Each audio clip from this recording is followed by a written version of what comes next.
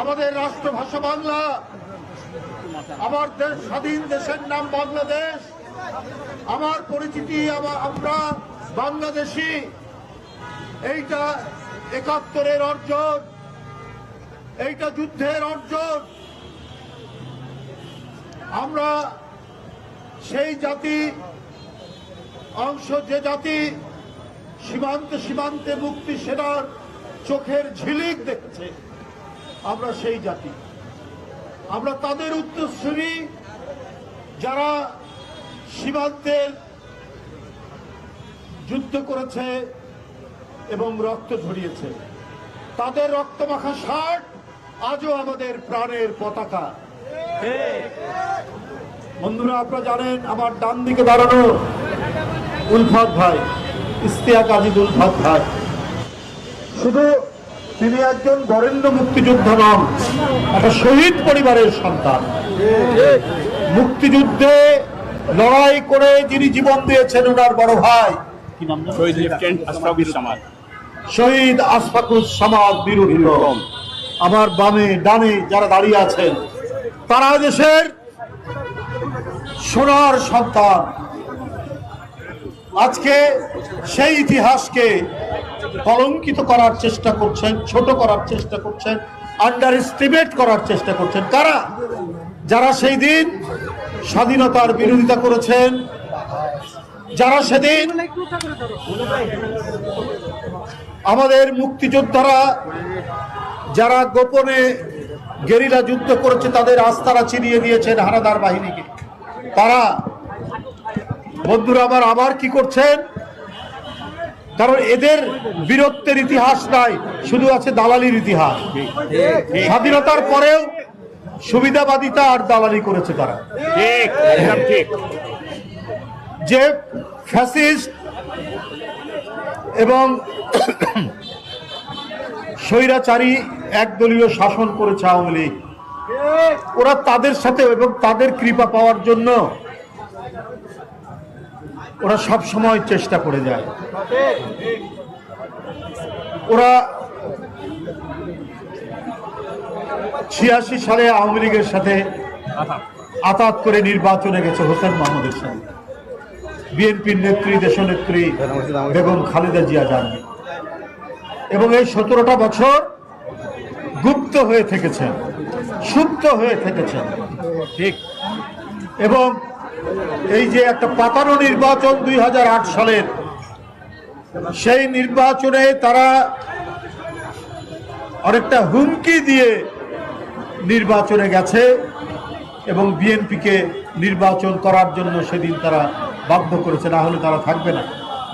তার পরিণতি তাদের ভালো হয়নি, কিন্তু তারপরেও এখনো তারা কৃপা লাভের জন্য চেষ্টা করে। ৫ই আগস্টের পর তাদের নেতা বললেন আমাদের আওয়ামী লীগের সবকে মাফ করে দিবেন।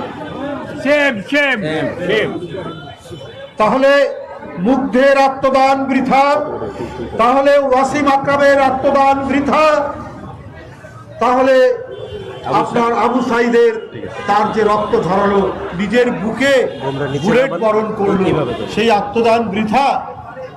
আপনি তাদের রক্তকে মারিয়ে তাদের ক্ষমা করে দেবেন এবং বলেছেন পার্শ্ববর্তী দেশের সাথে সম্পর্ক গড়ে তুলবেন। এইটা জোরে সোরে বলেছেন। যারা আমাদের সীমান্তে আমাদের লোককে হত্যা করছে, যারা আমাদের নদীর পানি আঁকড়ে ধরে রেখেছে, যারা নিজের দেশে বাংলাদেশ বিরোধী প্রচারণা করছে প্রত্যেক দিন, তাদের সাথে তারা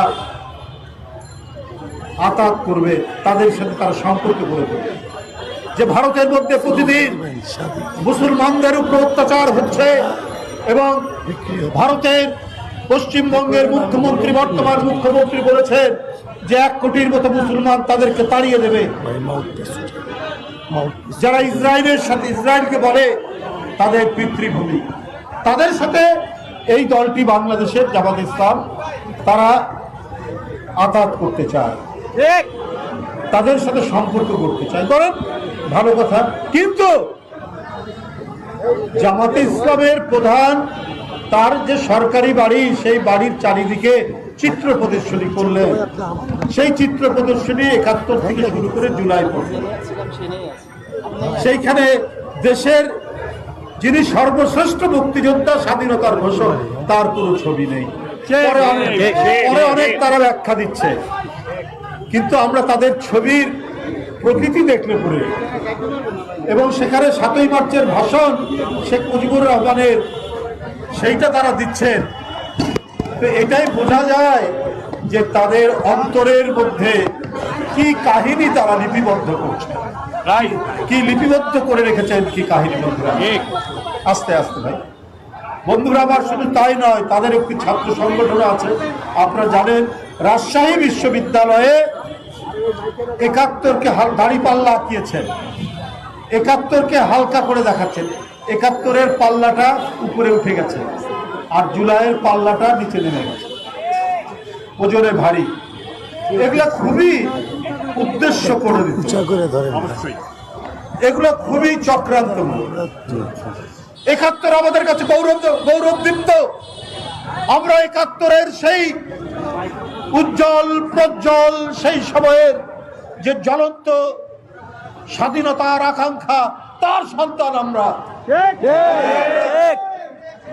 সেই পথ ধরে আবার যখন অধিকার সংকুচিত হয়েছে, আবার যখন কথা বলার অধিকার কেড়ে নিয়েছে ফ্যাসিস্টরা, তার জন্যে জুলাই একটি মহাবিপ্লব তৈরি হয়েছিল। এটা ৭১-এর চেতনা আমাদের বুকের মধ্যে ছিল বলেই আমাদের সন্তানরা তাদের ক্লাসরুম থেকে বেরিয়ে, তাদের বিশ্ববিদ্যালয় শিক্ষা প্রতিষ্ঠান থেকে বেরিয়ে রাজপথে নেমে শেখ হাসিনার মতো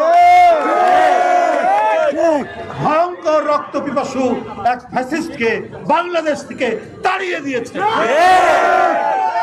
সুতরাং আজকে যারা ফ্যাসিবাদের উপাসনা করছেন, তাদেরকে সন্তুষ্ট করার চেষ্টা করছেন,